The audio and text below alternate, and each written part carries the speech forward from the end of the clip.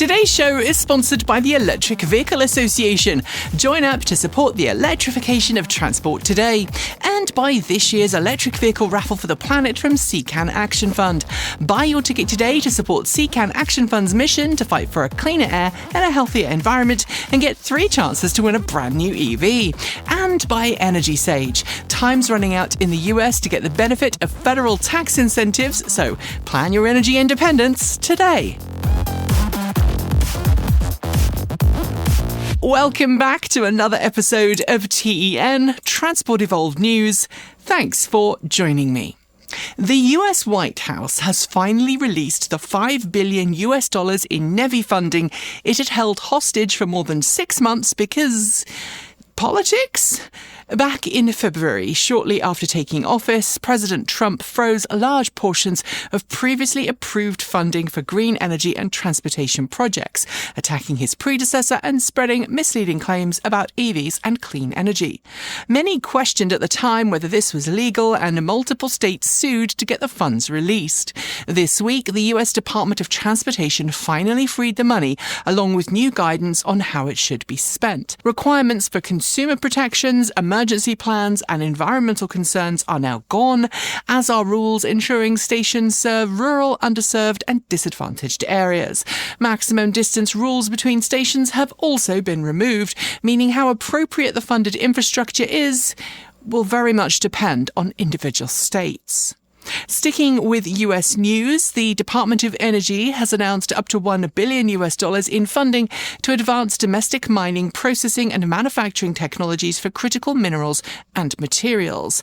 This funding includes $135 million for domestic rare earth supply chains, $50 million to accelerate refining of rare earth magnets and other metals, and $500 million for battery raw materials, mining, refining and recycling, some of which will support EV and semiconductor industries. It also sets aside $250 million for materials recovery at fossil fuel production facilities, including coal operations. While this administration hails it as a win for the US, it's worth noting that this $1 billion is far smaller than the roughly $35 billion earmarked under President Joe Biden for domestic supply chain development and EV production. We're heading north of the 49th parallel now to Canada, where the Canadian government has announced a new funding program for zero-emission vehicles. As confirmed on Wednesday, Natural Resources Canada has approved more than 25 million Canadian dollars in funding for 33 new projects aimed at improving EV charging availability, decarbonising freight transportation and accelerating the adoption of medium and heavy-duty electric trucks. The funding is split between 9.7 million Canadian dollars to install 850 new EV chargers across Canada, 8 million Canadian dollars for the Energy Innovation Programme for medium and heavy-duty trucks, and nearly $8 million for NRCan's Green Freight Programme. Well done, Canada, and as someone who recently finally got her Canadian passport, all I can say is elbows up to the nonsense from south of the border. It's small, it's cute, and it's no longer sold new, but the Smart for 2 ED, unfortunate suffix and all, remains one of my favourite electric runabouts of the past 15 years. If you own a 451 series Smart ED3 built between 2012 and 2015, you might be frustrated to hear, though, that this week Mercedes-Benz confirmed it has run out of replacement battery packs. The packs used German-made Li-Tech cells from a factory that Daimler bought outright in 2014 and shut down a year later, leaving only a limited stock. That's a problem because the ED3 has a known flaw. If the 12-volt battery pack fails, the main battery pack can drain beyond recovery. With no new packs available, these cheerful city cars risk the same fate as other orphaned EVs. The silver lining, though, is that a few independent repair specialists can still fix or rebuild your car's pack, but it'll be aftermarket and you might not have anyone who can help you nearby. Sticking with batteries, we learned this week that both BMW and GM may temporarily source Chinese-made packs for US-built EVs. According to the Wall Street Journal and Reuters, GM plans to import CATL-made lithium iron phosphate batteries from China for its soon-to-launch Chevrolet Bolt EV. While the long-term goal is to produce LFP cells domestically, this move would let GM start Bolt production before its US cell plant comes online.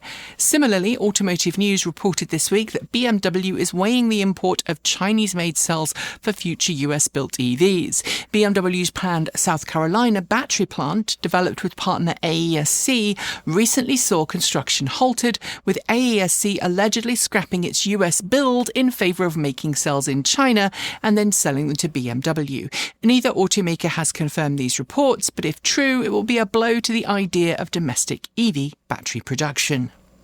Zero Motorcycles has been a leading name in the electric motorcycle world for more than a decade. While the brand has consistently pushed the envelope with rapid innovation, its bikes have always carried a hefty premium price.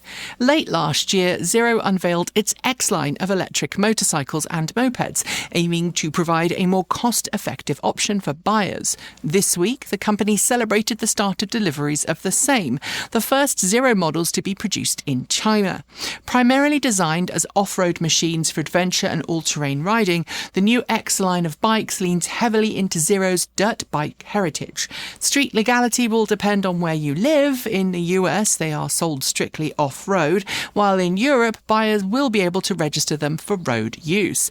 With torque-focused gearing and a top speed of about 50 miles per hour or 80 kilometers per hour, though, these bikes are clearly built to ride hard off-road, not to handle the daily commute. As we previewed last week, Ford held a live-streamed event on Monday promoting its next Model T moment, the Ford Universal EV platform. The Louisville, Kentucky event revealed little about the first vehicle to be built on the platform, except state that it will be a mid-size pickup with a starting price of around $30,000 US, RAV4-like interior space, Mustang EcoBoost level performance, and a structural LFP battery pack.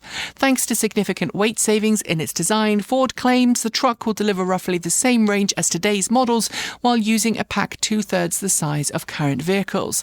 On the production side, Ford's Universal EV platform uses a new methodology with large single-cast components and parallel assembly lines that merge near the end.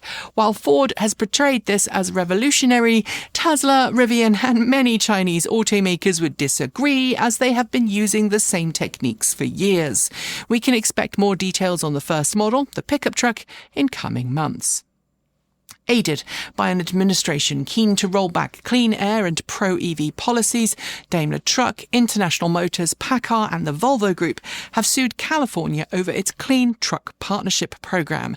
The companies argue the state lacks authority to enforce heavy-duty vehicle emission standards and says the Advanced Clean Trucks rule and other regulations harm their ability to design, develop, manufacture and sell trucks and engines. They're seeking a declaratory judgment against the governor and the California Air Resource Board, plus injunctive relief. The lawsuit follows a 2023 agreement between the truck companies and CARB, which President Trump has asked the FTC to investigate as anti-competitive. Now that's done, and before the suit took place, the Justice Department wrote to the companies to tell them to stop complying with California's rules, claiming they conflicted with federal law. Whether pressured to sue or not, the result is the same: fewer electric trucks, which is exactly what the US government wants. Adding to the pushback on EVs, German business newspaper Handelsblatt published an interview this week with Mercedes-Benz's CEO, Ola Källenius, as he seems less convinced about EVs than before. Warning that the EU's planned ban on new internal combustion engine vehicles in 10 years could implode the auto industry, Källenius argued that ICE still needs to exist for the transition to work. He called for a reality check, acknowledging the need to decarbonise the auto industry, but insisting it must be done in a technology-neutral way. Mercedes-Benz has recently signalled a step back from EVs, ending US sales of EQE and EQS-based vehicles, and has cited Trump-era tariffs and the end of EV incentives as the reason. While the company may still plan future EV models, the message is clear. It and other automakers are again trying to prolong the life of polluting vehicles, leaving the consequences for everyone else to deal with. I hate being right. When fossil fuel giant Shell acquired the ad-supported charging network Volta a few years back, all of us at this channel sounded the alarm. Volta stood out from most charging networks by installing level 2 stations at easily accessible public locations and offsetting costs with electronic advertising billboards. This model gave EV owners heavily discounted or even free charging, making it especially popular with drivers without off-street parking. Volta also tended to install more stations in historically underserved neighbourhoods, improving access to EV infrastructure for everyone. But after a few years of rebranding these stations under the Shell name, the oil giant has announced, surprise, surprise, it will remove those level 2 Volta chargers. Over the next 4 months, more than 2,000 stations will be taken offline across the US, replaced with high-speed chargers at Shell gas stations. Like I said, I hate being right. I told you so. I'll have more stories in a moment, but first, some massive news from our friends at CATL Action Fund. Remember the EV raffle for the planet that we've been sharing on this show for the past few weeks? Well, we've heard that they've severely undersold. With 17 days left until the drawing, they still have more than 4,500 tickets available. Fewer tickets sold means fewer tickets in the drawing, making your odds of winning a Rivian or Lucid or Porsche EV even better. Each ticket gets you not 1, not 2, but 3 chances to win a brand new electric car. Prizes range from the Lucid Gravity to a Rivian R1S or R1T to a Porsche Macan EV and a Volkswagen ID Buzz, and many more. Tickets are just $200 and support the CATL Action Fund's mission to fight for a cleaner air and a healthier environment. If you haven't bought a ticket yet, what are you waiting for? If you already have, well, why not pick up another one and increase your odds? Your time is running out. So go to www.evraffle.org to get your ticket today. That's evraffle.org, or check the show notes or the on-screen QR code right here. We're off to recall reminders now, and as always, you'll find show notes with further details on our website, transportevolved.com. We've actually got just one recall this week, the Mercedes-Benz EQB, which has been recalled to address an improperly secured high-voltage bus bar. If the screws securing it fail, it can lead to a sudden loss of power. 660 examples are included in the recall. And that's your solitary recall reminder. Now off to our news shorts and the show notes on our website, link to all of the stories we're covering. After struggling with lackluster sales in Europe and the US, Vinfast is reportedly shifting its focus to other markets, targeting the Middle East, Africa and South Asia. It suffered significant losses last quarter. California's EV HOV lane access decal program is ending next month. The program currently allows EVs to use the HOV lane with only one occupant, but with federal support withdrawn, it is now coming to an end. Nissan has revised its Ariya SUV pricing in the UK. Its entry-level model now costs less, with an on-the-road price of £33,500, including £1,500 of incentives. The MG4, which got its refresh reveal last week in China, has been given a clearance for sale in China, complete with a semi-solid state battery pack. It's the first EV with such a pack to be approved for sale. The Dutch Abitious Air Mobility Group is in the process of trying to acquire the remaining assets of eVTOL firm Ilium out of bankruptcy. Reports suggest it wants to offer just €20 million. The UK government has published the first list of vehicles that qualify for its brand new electric car grant programme. Right now, only 17 Citroën, Renault, Nissan and Vauxhall models are eligible. Hyundai's Chinese partner, Beijing Hyundai, has released updated details and improved specs for the car previously known as the Hyundai Alexio. Now renamed the Hyundai EO, it is set to launch in China in September. Mining company Glencore has officially acquired battery recycling specialist Li-Cycle. The deal was closed this week for an undisclosed amount, with Li-Cycle to become Glencore Battery Recycling. The Republic of Slovenia has launched a new subsidy program to support the purchase of EVs, offering up to €7,200 per vehicle. The program covers 2-, 3- and 4-wheeled vehicles. The Canadian city of Calgary has announced a major expansion of its public transit fleet. It's ordered 120 new electric buses from Canadian manufacturer Novabus. They are expected to enter service in 2027. Last week, I noted that UK EV sales slowed in July as expected, but new figures this week show that electric van sales actually rose 72.6% year over year, marking the 8th straight month of growth. BYD's performance brand Yangwang is preparing a new U9 hypercar that boosts power from 960 kilowatts from the current model to 2,250 kilowatts at the wheels. Finnish charging company Kempower has become the first charging station manufacturer to approve Formula Space's forensic marker anti-theft system for charging cables designed to deter cable theft.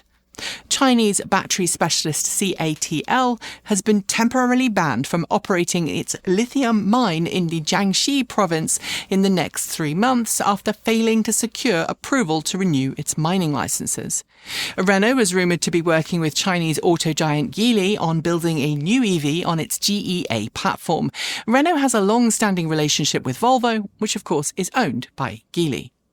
Fraunhofer IOSB in Karlsruhe, Germany, has developed an AI-driven routing system that predicts shared and public transport availability, helping people plan journeys and encouraging them to leave their personal cars at home. RV company Lightship has officially started production of its AE1 Cosmos edition at its facility in Broomfield, Colorado. This all-electric RV features its own built-in drivetrain, which improves towing economy. Volkswagen has announced pricing adjustments for its 2026 model years in Europe. While its internal combustion vehicles will become more expensive, its EV pricing remains the same as 2025. Despite its challenges in Europe, Vinfast has partnered with Plugsurfing in Europe to give customers easy access to more than 1 million charging points across the region. It replaces the now discontinued service from Bosch. Serbia has paused its EV incentive programme after its planned €1.5 million funding pot ran out. The country plans to continue the programme as quickly as new funds can be approved and allocated. Authorities in Norway have approved the Auto-Retur battery recycling programme as the nation's first official specialist for iEnergy EV battery packs. It will begin operations on November 1st, which happens to be my birthday. New York company Revel has announced that it's ending its electric rideshare program and will instead focus on expanding itself as an EV charging network. It currently operates 100 stalls. General Motors is now working on rehiring some of the employees it laid off from its now shuttered subsidiary Cruise to develop new autonomous vehicle capabilities for future models. Acura has revealed its new RSX prototype EV. It's a crossover SUV and will be the first RSX variant to be built as an EV and will be made in Ohio on the same production line where the fabled Acura Integra was once made. Figures from Europe show that Hyundai's Insta EV is now one of the continent's best-selling cars. In the first half of the year, it became Germany's best-selling small EV with 6,300 sales. Motor Trend is reporting that the Chevrolet Camaro is about to make a comeback as an all-electric hot model. It will be built on the same versatile platform as some of GM's other performance models. Croatia has just announced a new incentive program designed to encourage people to get behind the wheel of an EV. It will make €21.2 million available in subsidies. Automotive News claims Lucid only sold 9 Gravity SUVs through the end of June, but the company disputes that, claiming that the real number is in the 3-digit range. We'll know when official figures are released for the next quarterly report. July sales figures from China show new energy vehicles, that's EVs and plug-in hybrids, grew 27% year over year to 1.262 million. EV sales rose while PHEV sales fell. Xiaomi's CEO advised buyers of its popular YU7 SUV to consider rival models if they need a car quickly, as demand is outstripping production. The model received 240,000 orders in just 18 hours. Rivian is on the lookout for a new engineering team to help it develop a new steer-by-wire system for future cars. The job listings for the roles specifically mention rear-wheel steer-by-wire. Lucid Motors has announced a partnership with multiple US mining companies to help accelerate and secure its domestic raw minerals it needs for both its vehicle battery packs and motor construction. Researchers at the Helmholtz Center in Berlin are studying lithium-sulfur battery cell failures to help design more robust chemistries. These batteries promise significant energy density gains over current technology. Cadillac has revealed its latest concept car in the form of the Elevated Velocity crossover. A massive beast with high ground clearance, massive wheels and gull-wing doors. It's an interesting design. Honda Australia's CEO, Jay Joseph, said this week that EVs are not the goal of carbon neutrality. They're just one of many pathways. He emphasised that Honda is focused on carbon neutrality rather than EVs. A new battery swap cooperation between Bosch and Mitsubishi, initially targeting the Chinese market, has been greenlit by the European Commission. Its permission was needed as Bosch is a German firm. Apple is about to roll out a new feature in some markets that will allow customers to initiate charging sessions directly from Apple Maps. It will initially be available in select European countries. Pacific Gas and Electric, Fremont Unified School District and the Mobility House have launched a new V2G electric school bus fleet in California. It includes 14 buses and 22 bidirectional charging stations. And finally, for the news shorts, Indian electric motorcycle startup Ultraviolet has just closed a new round of funding worth $21 million. It will utilise the funds to accelerate R&D and global sales pushes. And those are your news shorts. There will be more next week. Our final two stories are coming up next, but first, a quick word from one of today's sponsors, Energy Sage, who can help those of you in the US green your heating and energy. Energy Sage connects you with local verified solar installers across the US and now heat pump specialists in select markets who really know their stuff and can help guide you through the process of installing solar panels or getting a heat pump installed. Not a homeowner? No worries. Energy Sage can still help you green your electricity by helping you join a community solar program. We used Energy Sage ourselves when we were looking for installers willing to help us put solar panels on the roof of our home, and their verified pros were knowledgeable and even introduced us to an amazing credit union that allowed us to finance the project with low monthly payments. As I'm sure many of you know, HR1 is now US law and all incentives for solar, including savings of as much as 30% through the federal tax credit program, will disappear soon. Unfortunately, solar projects take time, so if you want to lock in those savings, it's important to act immediately because time is very much running out. Follow the links below to sign up for either of Energy Sage's free, no-obligation services and get the ball rolling today. And if you choose an Energy Sage installer for your project, we will also receive a small referral fee, so you'll be helping us too. Help the grid get greener, save money, and gain energy independence while supporting the show? It's a win-win-win-win. And now it's time for those last two stories. The EV world seems awash with range record attempts. First Lucid, then Chevrolet, and now Polestar, each trying to see how far a single charge can really take them. This week, a Polestar 3, driven by hypermiling experts Sam Clark, Kevin Booker, and Richard Parker, covered 581.3 miles, which is 925.4 kilometres on a single charge, in a stock Polestar 3 long-range single rear motor. The nearly 23-hour journey on public roads in and around my home county of Norfolk, UK, because Norfolk's kind of flat, unless you're going up Gas Hill, averaged about 25 miles per hour or 40 kilometres per hour for the entire run. While it's fantastic to see people pushing the boundaries of electric mobility, as I noted in last week's show, this is very much an extreme case rather than something everyday drivers can expect. And yes, I'm still planning my video on that topic because while it's a nerdy thrill to get those kind of achievement, and well done guys by the way, I'm not convinced the general public always understands that fact. And finally, we have a bit of an ongoing joke at this channel about being the kiss of death for companies. In our time covering cleaner, greener vehicles, I think we featured 3 or maybe 4 companies who shortly after we went and filmed with them declared bankruptcy.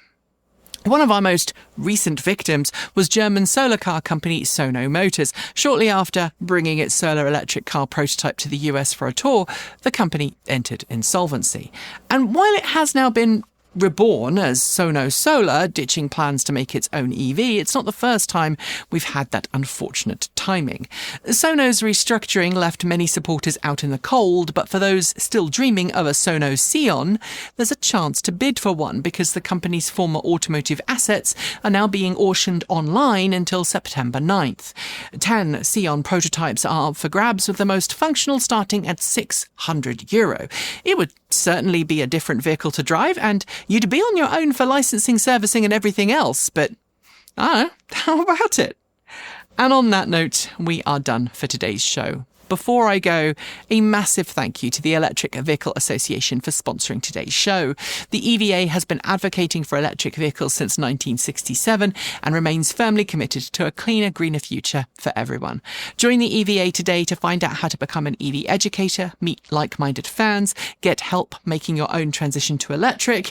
That help also includes a low-interest loan program to help finance your next step. So find out more at myeva.org. Also, thanks go to CAN Action Fund. Buy your tickets today at evraffle.org and be quick because time is running out and there are just 4,500 tickets left. And thanks to Energy Sage. Follow the link below to plan your own energy independent future before those tax credits vanish in not so long a time. If you'd like to support the channel, you can do so for just $1.50 a month on Patreon. And if you can, we would really appreciate it. YouTube is now a cesspool of AI nonsense and trolls and has yet again reduced creator ad payout. And while we would love to host elsewhere, there's not really a good alternative right now. And no, unfortunately, Nebula is invite only. So right now, Patreon really is our only reliable form of income. And if just 400 of the 152,000 subscribers who have yet signed up to Patreon did so and committed to giving the equivalent of a fancy coffee just every month, it would frankly put us in a much better financial position. Right now, we are surviving on the occasional generous stipend from one of our very generous supporters. You know who you are. Thank you. But I'm not going to lie. The lack of YouTube ad revenue has led to many a sleepless night. Our team does deserve normal things after all, like healthcare and a living wage. I should also note that we're also available for third-party video production work in the Portland, Oregon area. So if you have a business or a project you'd like us to work with you on, reach out. You'll also find merch store at our swag store, and the Amazon affiliate links are in the video description if you need to use the altar of Jeff Bezos and you would like to support us rather than give money to him. We publish every Tuesday, Thursday and Saturday on this channel, and every Sunday we drop 2 videos on Transport Evolved Take 2, which is our more informal behind-the-scenes channel. And in closing, some important messages. First, you are valid, you are loved, you belong, no matter what hateful sods try to tell you. Right now, especially in the US, but also in the UK and other places, division and hate aren't just tolerated, they are encouraged by those in power. People driven by a lust for cruelty. And in this particular time, kindness and empathy becomes acts of radical resistance. Empathy is not weakness. It's a skill we must nurture and regularly practice to hold on to our shared humanity. I have no words for the true horror of the current news cycle, especially if you are in a minority group. And if you've needed to turn off the news or take a rest and step back from the outside world, I want you to know that that is okay. It is important to take care of yourself so that when you're feeling better, you can come back stronger than before to stand up for decency, community and justice. Don't let the you-know-whats win. Especially that woman JK trolling. But because it's my show and I can do things like this, I also want to add 2 very special messages just to this week's show. First, happy anniversary to my wonderful wife, Kate, aka Mary Kate, a different Kate to the one that I am on camera with. Friday marked 16 years since we officially said I do. and drove off into the sunset in a very super rare 1980s all-electric Volkswagen City Stromer. We have been a couple for far longer, 22 years by my count, but it's good to be official. Second, our love from the entire team goes to Tom and Peggy, some of our amazing Patreon supporters who are not only celebrating their 44th anniversary, but they're also celebrating some very good health-related news this week. So thank you both for your ongoing support and awesomeness. Finally, wherever you are, whoever you love, you are not alone. Be an ally, be kind, be the positive change you want to see in the world. And please, for the sake of everyone's future, don't let hate or ignorance win. As always, keep evolving.